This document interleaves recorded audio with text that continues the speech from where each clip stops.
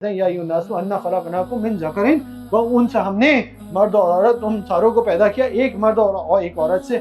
वजअलनाकुम शुऊबन, we have made you into शोबाज, we have made you into races, right. व कबाइलन, और हमने तुम लोगों को कबीलों में बांट दिया। अल्लाह सुब्हानहू व तआला वाज़ेह फरमा रहे हैं, मियां क्या बताया, हमने ही तुम्हें जबानों के हिसाब से अलग किया, हमने ही तुम्हें रंगत के एतबार से अलग किया, हमने ही तुम्हें एक को काला बनाया, एक को गोरा बनाया, एक को पाकिस्तानी बनाया, एक को अमरीकी बनाया, राइट, एक को अंग्रेज बनाया, एक को सूफी बनाया, हमने ही सबको, राइट, एक को मेमन बनाया, एक को पंजाबी बनाया।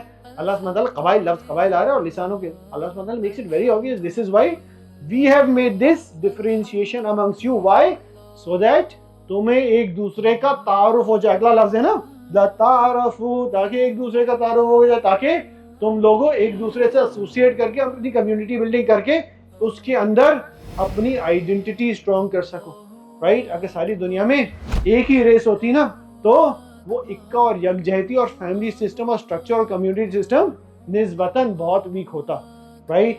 तो ये तारुफ के लिए हमें लिसान ट्राइब्स में और कबाइल में बांट दिया गया है ताकि हम एक दूसरे से एसोसिएशन कर सकें। जब हमें कोई देसी मिले ना अमेरिका जाके तो हम जनरली उससे एक वार्मथ आती है, go and meet someone you know from your own family, from your own society, from your own मेवन circle, you generally enjoy meeting them in a land of generally people who are not from that race, right? So this is the purpose of creating you in races, right? It is not because one is superior to the other, it is not because Gora is superior to the Kala, it is not because Amir is superior to the Gharib, right? Allah subhanahu wa ta'ala makes it very obvious, तुम्हें इस चीज से ज़हन से निकाल दो कि भाई तुम्हारे पास अगर बड़ी गाड़ी है तो तुम उससे ज्यादा अफजल हो मियाँ जो छोटी गाड़ी में, राइट। क्योंकि अफजलियत का और अल्लाह के सामने जो मयार है उसका क्राइटेरिया अगली आयत के अगले हिस्से में आता है, क्या, इन्ना अक्रमकुम इंदल्लाहि अत्काकुम, बेशक तुम में से एक दूसरे पर अफजल सिर्फ एक वजह से हो सकता है मियाँ, और वो है